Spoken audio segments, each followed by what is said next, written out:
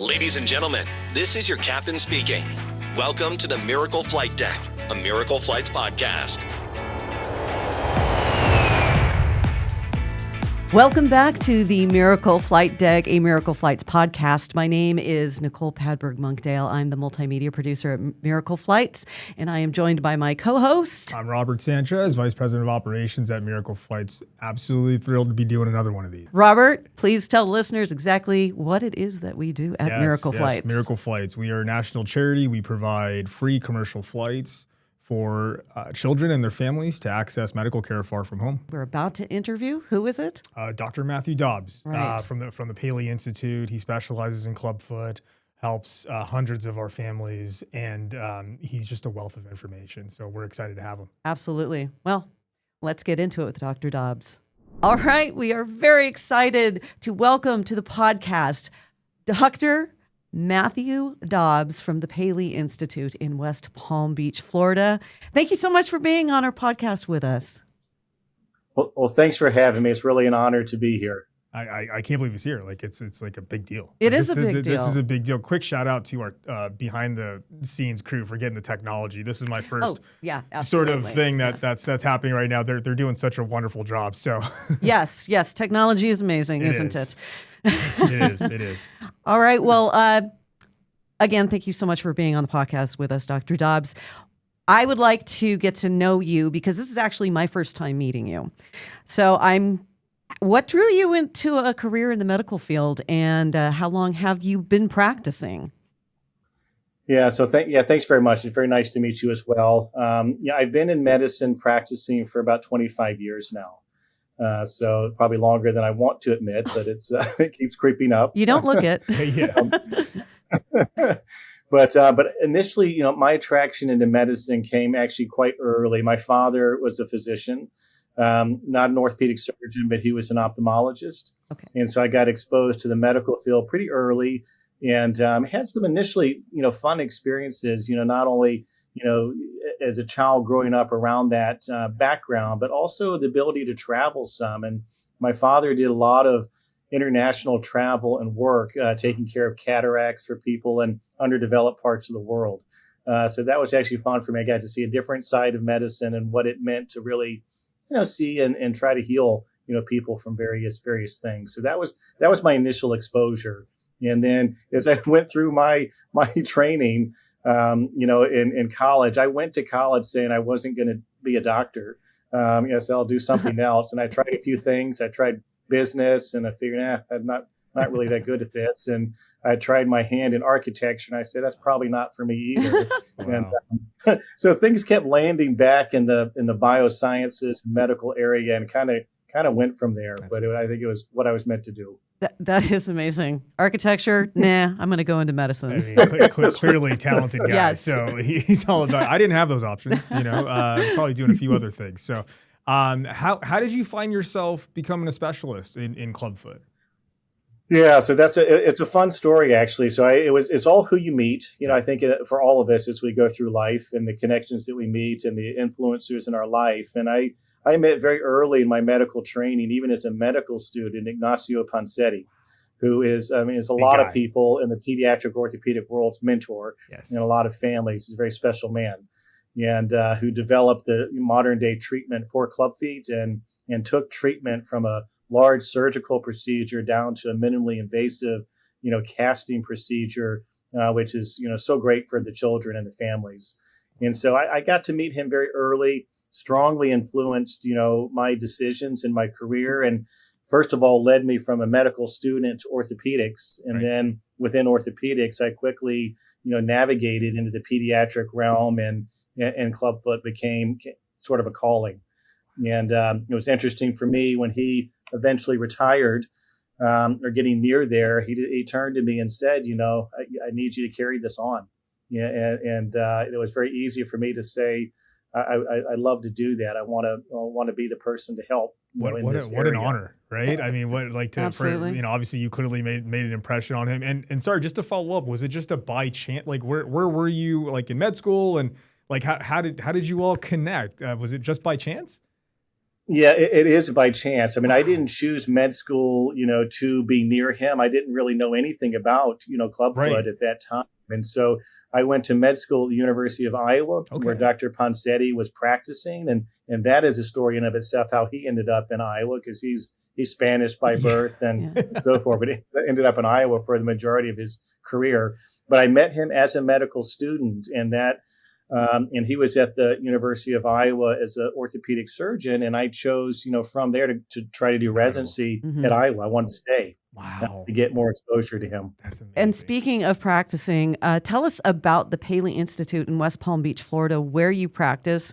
And also, too, could you explain to our listeners who maybe aren't familiar with what Clubfoot is, just something simple that we can understand what exactly Clubfoot is? Yeah, absolutely. Yeah, I'll start with the second one first to try to give you a definition of Clubfoot. And Clubfoot is something that you can be born with. So it's present at birth. And nowadays, many moms are diagnosed, prenatally, ultrasound visits at like the 20-week ultrasound. So it's able to be picked up then. And basically it's a problem with the lower leg. It's not just the foot, but it ends up with the foot being turned inwards. Okay. So if you sort of emulated weight bearing, you'd be walking on the top and outside of your foot. And so it's a rigid deformity. And you're born with it. It's quite common. It's about 1 in 800 to 1 to 1,000 births have this. So it's really quite prevalent, and that's true kind of around the globe. Is it just? I'm sorry. Is it just like a mutation, doc? Is that what happens like genetically, or how does that happen?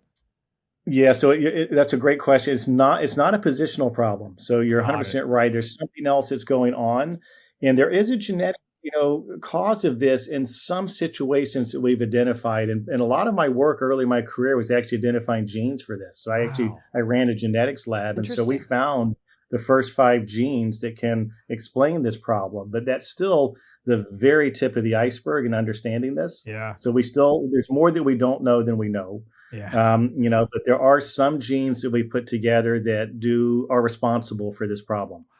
That's incredible. And then obviously, and that brought you to Paley, because when we first started talking and working together, you were at the University of St. Louis. Am I remembering that correctly? And then you're right. Yeah, and then you moved on to Paley. So what prompted that move? And tell us about your experience at Paley.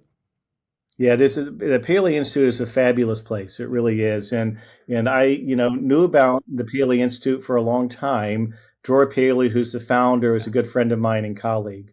And he talked to me about it for a long time. And eventually he kept asking me to come down and take a look. Yeah, and I did. And I said, this is really where I need to be. Right. And it's an incredible place. It's brought together, some very sort of high-powered specialists in orthopedics and all different aspects of things. So they're all kind of leaders in their fields. And you put together sort of a think tank of all of these sort of entrepreneurial, very talented people and doing incredible things in a center. And they've built up, physical therapy that will help the children afterwards. It's very multidisciplinary. And one of the other things that brought me here, it's not just West Palm Beach. The Paley Institute, you may or may not know, but it has an international footprint. And I have an office in Warsaw, Poland. Absolutely. I have an office in Abu Dhabi. We've just opened one up in Colombia. Absolutely. Yeah, and soon amazing. to be expanding to some other areas. So it was in line with my DNA, no pun intended, of what I've always liked to do, which is, it's traveling the globe and helping those in areas that have less access to care. And so it was just an opportunity for me to build a Clubfoot center here that was not only a national center, but an international center. 100%. It's funny too. I remember when I first got there, I was like, it's like when the USA puts together the dream team for like basketball, right? Like these are like the best of the best, and they got them in one place. And I love how you were able to kind of pursue what's in your DNA, and you probably got it from your father, right? Because he was traveling and doing stuff for families all over the globe.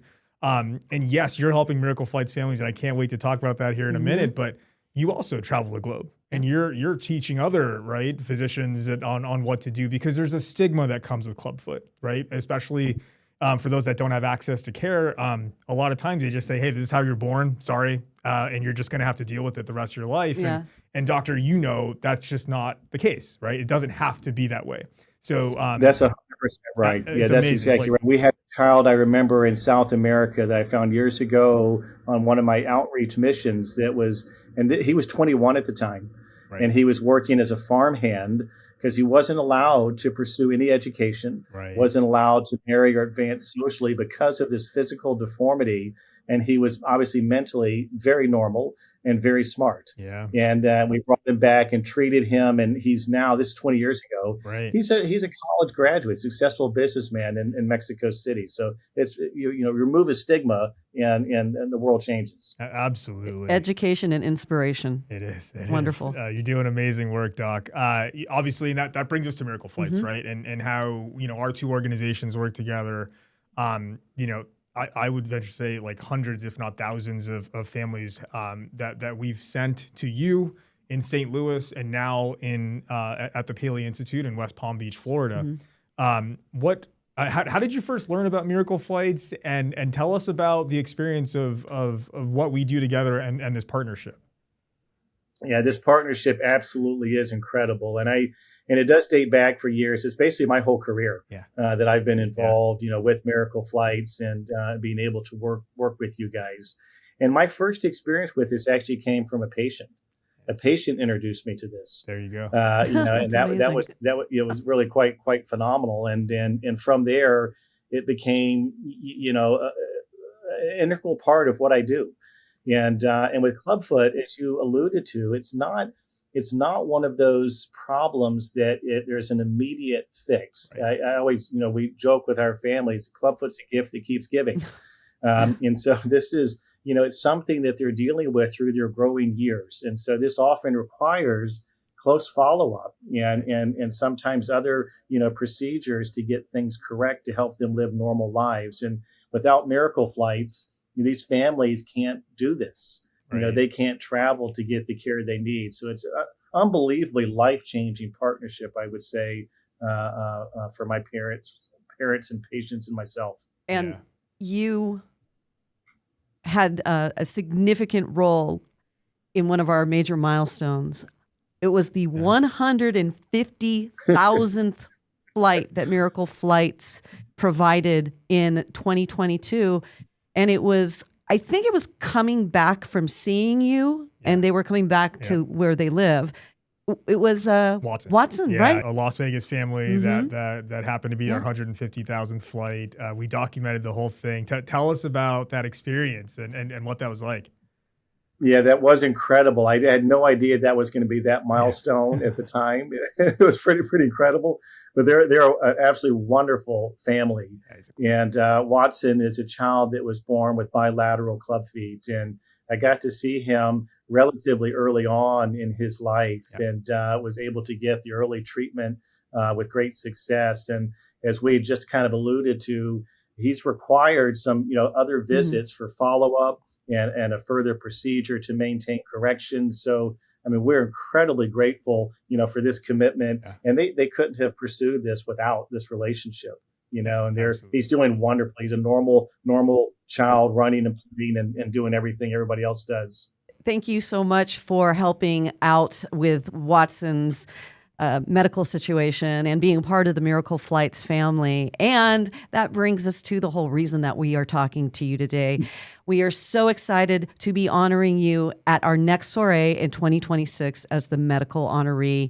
And it will be, I think, your first time coming to SOARée. And we want to thank you so much for being on the podcast and sharing with us a little bit about what you do. And we've just barely scratched the surface. We would love to have you on again to dive a little bit deeper. But thank you so much, Dr. Dobbs.